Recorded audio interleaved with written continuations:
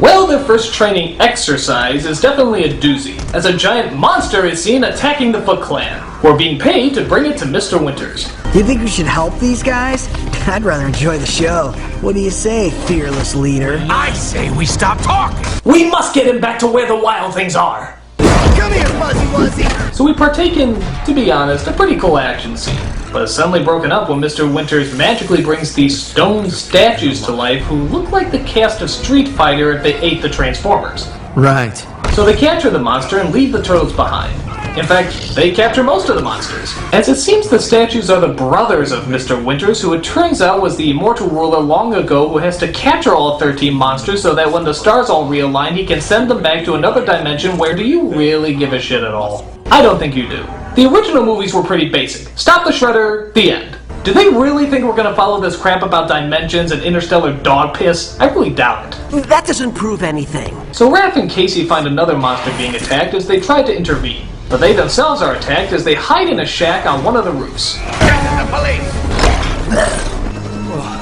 I gotta hand it to you, Raph. You sure know how to show a lady a good time. Is there something you'd like to tell us, Casey? So Raphael thinks they should attack, while Leonardo says they should check with Splinter first. Raph finally gets fed up with Leo and decides to go solo.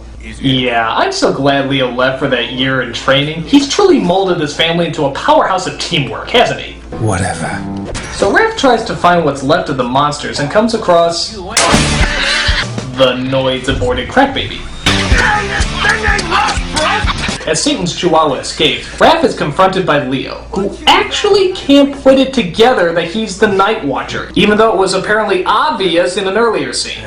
So I'm gonna give you one chance to just walk away and stop this vigilante nonsense. Yes, stop this vigilante nonsense and be like us! The non-nonsense of vigilanteism. So they have their little fight scene when Leo knocks Raph's helmet off, revealing his true identity. Raph? What? Raph? You know, I was wondering how many crime fighters only had 3 fingers, but still I'm very shocked! So Leo continues to lecture as Raph has none of Leo's self-righteous bullcrap. And neither do we for that matter. This qualifies as just fine? Dressing up like it's Halloween every night? Risking the safety of our family? Yes! That is what you were supposed to do! I think that's actually the definition of superhero! But Leo stands by his not being superheroism as it looks like the two are ready to fight over their points of view. Don't do this, Raph. I'm done taking orders. I could really care less about what's going on. I mean, we don't even really know why they hate each other. Nothing about their anger makes sense. Leo's logic is crazy, Raph's anger is just pointless. Why am I supposed to be invested? Someone's cranky. But Leo is kidnapped by the evil statue gang and is taken back to be presented as one of the 13 monsters. Raph goes home to tell Splinter the bad news. I know why you chose him now. I know that there's a reason why he's the better son, and I'm not. You may not be my favorite student. It does not mean that you are my least favorite son. The important thing is that you failed at something. But Master Splinter, I messed up big tonight. They took him. They what? This is why you're my least favorite son. What a disappointment! So the bad guys lock up Leo with the other monsters as the rest of the gang gets ready for the rescue, including April, Casey, and even Splinter. So our heroes get together and infiltrate the evil... Okay, this is officially a video game. Just pop out the controllers and we'll play the rest. Oh, block, block! Spin attack, spin attack! On it! Jump, jump, jump, jump! Oh! Drop kick, drop kick! Check it out. That would be the swirling vortex. Oh, I hate these cutscenes. I wish they had a cheat code so you could skip them. So they find Leo in one of the cages and break him out. Here, Raph and Leo finally get a chance to reconcile. You're gonna need these if you're gonna lead us out of here. I'm gonna need you too. Kiss him, you fool. There will never be a better time. Turtle Sex will have to wait, as it turns out Mr. Winters has been kicked out of his own team. Why? Because it turns out he wants to send the monsters home, not bring more into this world. See, he's actually a good guy, which leaves us with these stoners as the villains. Brothers, We are no brothers to you.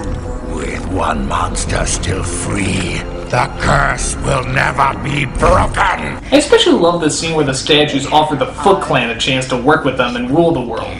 Join us, Foot Clan. Swear your allegiance to us, and no harm will befall you. Okay.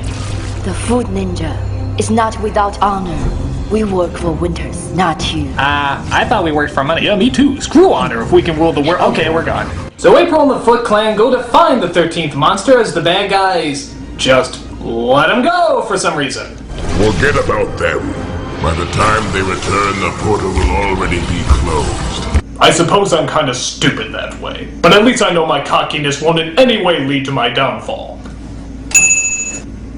So as the turtles stay behind to fight, April and the Foot Clan find the monster and try to lead him back to the building. Where were these monsters all the time anyway? Were they in the city the whole time? That'd be pretty hard to miss. Maybe they traveled to the city. Good God, can you imagine how awkward that trip must have been?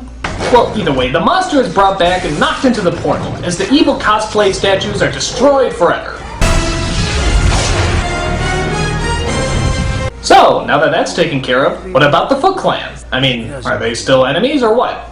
Savor your victory tonight, for soon we will have further business together. The kind that involves familiar faces from your past. I'm talking about sequels. Vague plots that we haven't really come up with yet type sequels. Now you're smoke in your eye!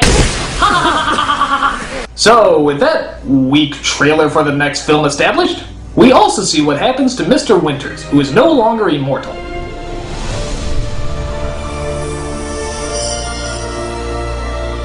No, I want to see how stupid this gets. So he evaporates into golden sand.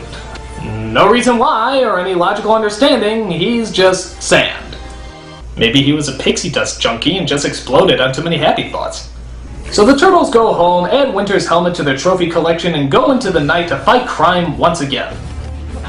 So what have we learned from this epic tale of adventure? I have absolutely no idea.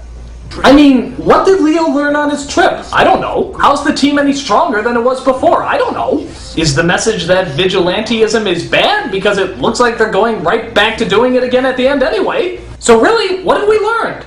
We've learned that when a franchise is dead, it should stay fucking dead! Okay, so how does TMNT fare out? Well, to be honest, it's not horrible, and it's not even really that bad. It's just not very engaging. I mean, the story is just all over the place, and the characters aren't really that developed. I mean, I know they set them up in the show and the movies, but those were two different entities, as well as a long time ago. I guess maybe this is supposed to be a spin-off of the new show that's come out, but I never watched it, and anyone who hasn't is gonna be totally lost. That is, if it is a spin-off, I really don't know. But I will give it this though, the CGI does kick ass, especially the design of the city. I mean, the angles, the lighting, the shadows, this is a very cool looking movie. But I don't think that's enough to really save it. It's vague, it's confusing, and it's just a mess. Much like my sex life. I mean, did I say that out loud?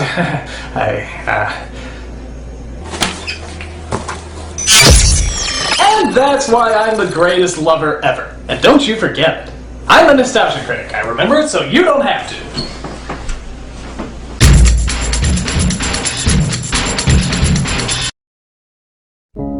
Hello, I'm that guy with the glasses, and there are many questions that I'm sure you want to ask me. Like, what am I doing at the end of this video? Are you actually that handsome in real life? And why did the nostalgia critic wear mascara in his last video anyway? Well, none of those questions are important next to the greatest question of them all. How do I get Geek Fight cards? That's right, it's a fucking commercial. I bet you thought I was gonna say something meaningful like I usually do. But it turns out I'm an unbelievable whore. And how can you not be when you are actually featured on the cards? Look at that. Ask That Guy with the Glasses has his very own card. Isn't it beautiful? Yes. There are also other characters you can get though, like the Nostalgia Critic, Chester A. Bum, and even Hamster Jelly has a card. How did Hamster Jelly get a card? You don't want to know. They're only $7. Isn't that fantastic? Now that we have that out of the way, we can get back to answering the important questions, like, why did the Nostalgia Critic wear eyeliner in his last review anyway? It was from the Melvin sketch, alright? I don't wear eyeliner! He's lying, of course. It's because he's an emo. No, I'm not! Yes, he is. This is that guy with the glasses saying, buy these cars today, or I'll come to your house, sodomize, and kill you.